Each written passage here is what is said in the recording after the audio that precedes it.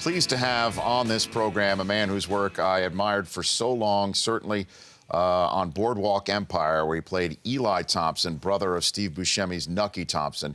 Also can see him in ABC's Agent Carter. Shea Whigham, good to see you, brother. Thank you, Em. How are you? Great, great. Nice to be here. We were talking in a previous hour with Jeff Schaffer, a writer on The League and producer on The League, and he was also he's also with Curb Your Enthusiasm, talking about how difficult it is to do a finale, a series finale, and how they don't want to do a series finale. I don't want to give away too much, but the final season of Boardwalk Empire and season and series finale was as good as it gets. It really tied so much together for those of us who were with you from frame one. I wonder what it was like from your perspective, acting in it. Yeah, I mean, it's well, it's funny you're catching me at a pretty. It feels like a loss. I think that thing still had legs, you know, to run with storylines, I believe, and so it was hard to let that thing go. And how do you wrap it up? We did it in 8, and we normally had a 12-episode season, and we did it in 8. And I mean, how do you wrap it up? You know, everyone's not going to be happy at the end of the day. But I thought they handled it really well, you know. But it definitely feels like a loss. I miss it. Yeah, and part of what you mean with storylines is that there were characters from the real history of gangsters and Atlantic City, mixed in with some characters that were created out of whole cloth. What about Eli Thompson? What was real about what you were playing on Boardwalk Empire? Yeah, I mean, we used basically Steve's character is he was a real life Nucky Johnson, and we used some of Marty and Terry and Tim like to say we were like 75-25 as far as historically accurate. And so we knew where Capone went, we knew where Luciano and those guys went. Right. With Eli, you know, we had a chance to kind of play with that, and I think they handled it really deftly. I think it was beautiful the way that, you know, you didn't really know what was going to happen, but it was real subtle. And I mean, I was happy with the way it ended.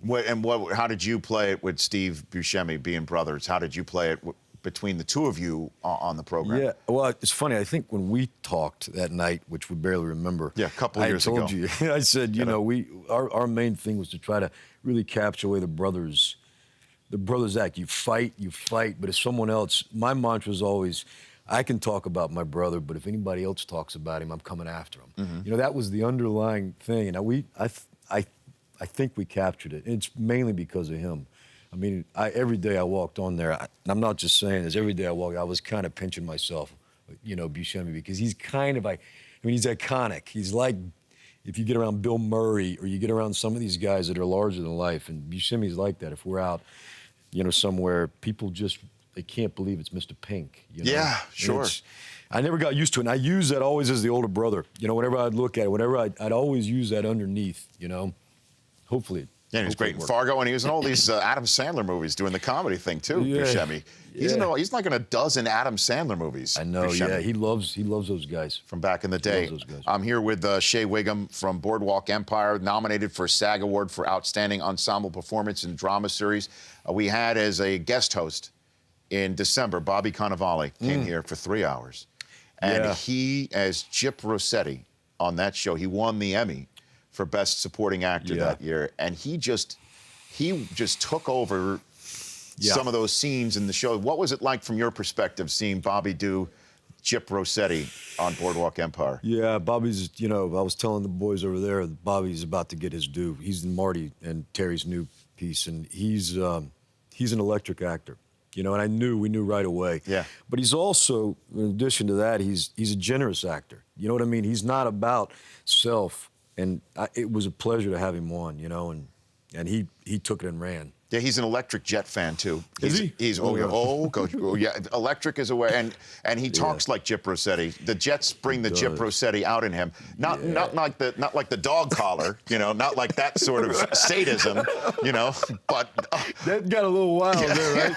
Well, you know what was beautiful is you had the dog collar, and then you had him living in his mom's house. Yeah. You know, and he was having, like, meetings in his room as he's doing and yelling, Ma, hey, Ma, listen, and they're about to have the spaghetti bolognese. I thought...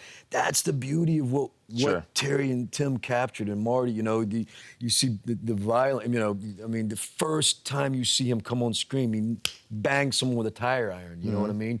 And anything's possible after that. With him, yeah, it could. He's it could great. go He's about to pop. in any direction. Yeah, you're referring to the next HBO project of the same group that did Boardwalk Empire about the rock and roll industry in the early '70s, and he is gonna kill it in that one, figuratively and probably literally at some point. Knowing Scorsese and Wahlberg and everybody else. So your dad has a history at Florida State football, correct? You're a Florida State guy, Shea Whigham? Yeah. My father was a quarterback at Florida State from '68 to '72. And so they had me, my father and mother had me first year there while they were playing there. Yeah, my dad was, he played quarterback there, and he was a really great athlete. He got drafted by the Yankees out of high school, and so did he play with Burt Reynolds? No. He's a little bit behind Burt. Okay. Burt had him by about, I think, 8 to 10 years. No kidding. Yeah. But it's funny, man, looking back on all that, when I said I wanted to become an actor, I remember, my dad and mom didn't know anything about this. I might as well have said I wanted to go, to the moon.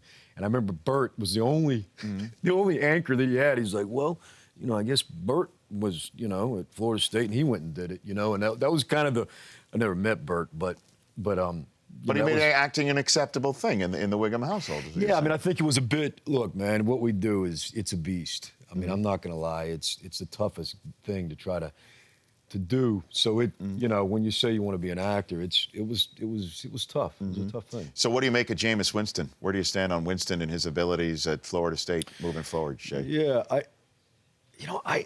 I think it's tougher than ever right now. I see it with a lot of young actors. I work with Jennifer Lawrence or wherever, and they want to. I think we want to build up real quick and tear down quicker. I think it's tougher than ever out there. I mean, if they put a camera on me at 19, I made it look pretty bad myself. Yeah. I'm sure. I don't think I think he's a good guy, and I like Jimbo. I love Jimbo. I like the way he's, and right now it feels a little in the country. It should be. Innocent until proven guilty, and it feels the opposite sometimes. We're real quick to rush to judgment, but I like him, a lot. Well, Shea, you are, no question, the first person, not just in the history of this show, but maybe anywhere, to make the Jameis Winston, Jennifer Lawrence comparison. That is next level stuff right there, man. I didn't see that one coming. But I understand what you're going for. I understand when you're went for that one. That's That's No, I didn't. Well, we're looking for the silver lining in his playbook. In other words, is what you're saying. Yes. That's good. Shea Whigham is here. Agent Carter. You're on ABC's Agent Carter. You were also on True Detective, which seriously, True Detective makes Breaking Bad look like The Flying Nun.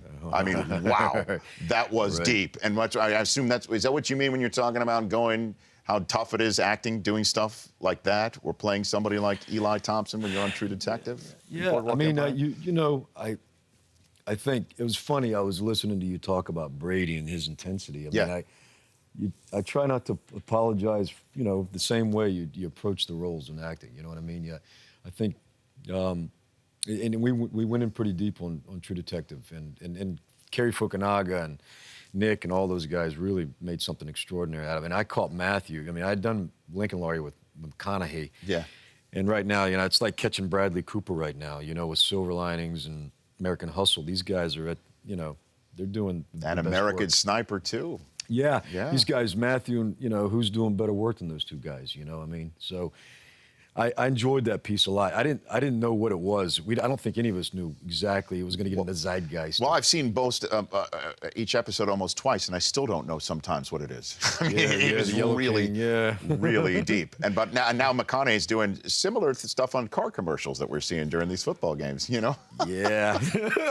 It sounds like he's doing True Detective, talking about like time is a flat circle behind the wheel of a Lincoln. A little bit. All right, Agent Carter on ABC, and also again Boardwalk Empire. Good luck to you, sir, winning down, taking home that SAG. I hope you get it. Thank you very much. You bet. Shea Thanks for Whigham having is me. here. Follow him on Twitter at Shea Whigham as well. No, don't do that. That's not my Twitter. I don't Twitter. You don't tweet? No, I thought don't that is tweet. you.